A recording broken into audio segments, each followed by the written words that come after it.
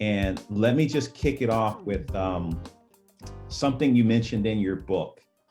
You shared about your son, AJ, I believe it is, experience. And as a mother, what you had to deal with, what you encountered with those educators. And I think you had reached out to them via email, maybe even phone calls. And really, there was no response. What would you recommend for administrators, educators who are being confronted by a parent who's concerned about their child's education, especially a parent of color or a parent who doesn't fit the majority culture?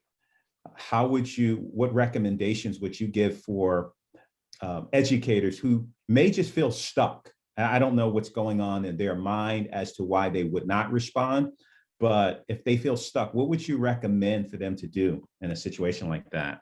Would have been. Yeah, absolutely. As a parent, I didn't receive a response from the teacher. And so my next level of defense, I wanted to have a conversation with the counselor. I reached out to the counselor, and I also spoke and reached out to the principal. What I would encourage educators to do, where you may feel that a parent is coming to a conversation to truly understand what's happening in the classroom. Is this a situation of bias? Is your child they may feel their student is not being treated fairly. Be sure, number one, to acknowledge their concerns. But one thing I always bring it back to is that we have to understand we have the same goal. So ensure that the goal of yours is to have students be successful in your classroom. And if you have done something as an educator that hasn't, you want to learn how. The biggest room in any of our houses should be the room for improvement.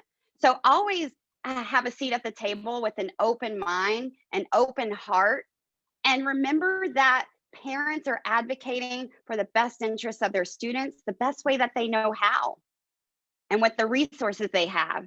So that's going to look different from student to student, household to household, culture to culture sometimes.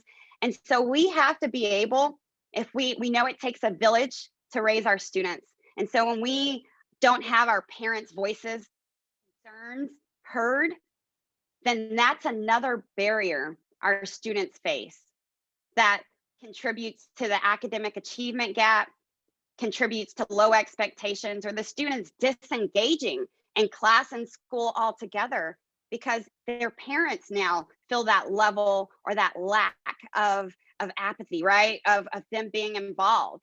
They feel like their voices aren't heard. So for educators, be sure to acknowledge, go in with an open mind and open heart, and lead with love.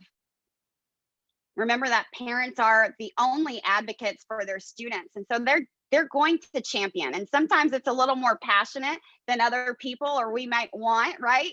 But remember that they're trying to come from a great place of doing what they can do to set their own kid up for success, just like we would want anyone else. So be sure to have an open heart, an open mind. I love that. Love that. So the biggest room should be the room for improvement. I love that. The biggest room in my house.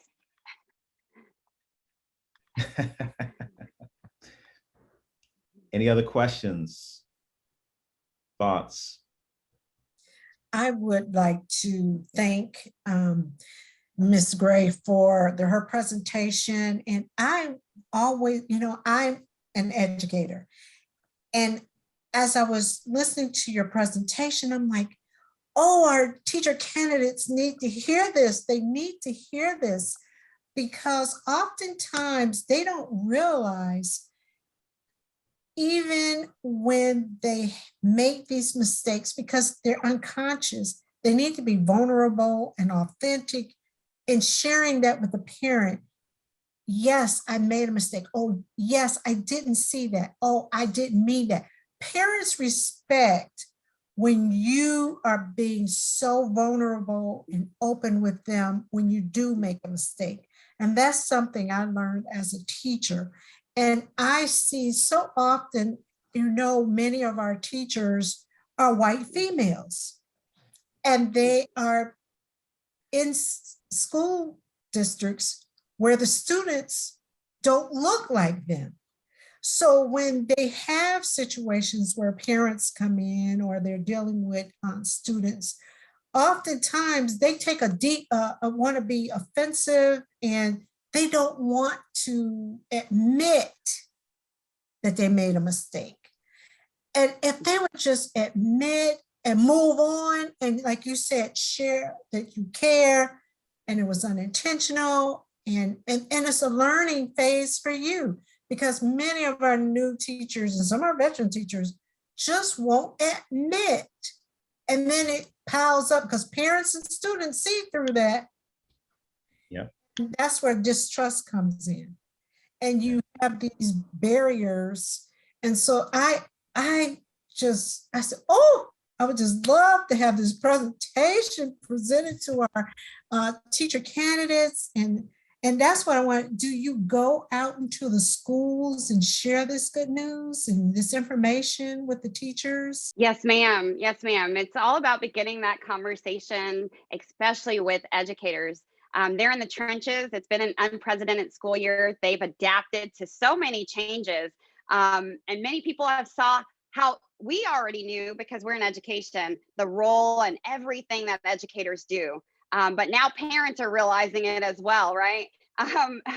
With students being at home.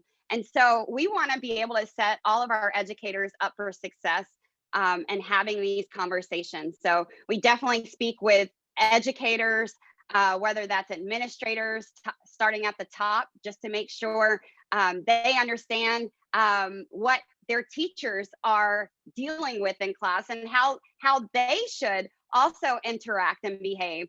Because most of the time, the discipline issues, a teacher may send a student to the office for discipline, and an administrator may have that power to see and shift that thinking, be a barrier breaker on their campus. So definitely, it's an important role and topic for educators today with everything that's happening. Our young students right now have voices. They want to have a seat at the table. They're a little more vocal than when I was back in school. It kind of was the generation of tolerance, right? Just be quiet and get along, and everything's great and we don't talk about things. But now we're talking, we're having conversations because we all want to do better. And when we know better, we can do better.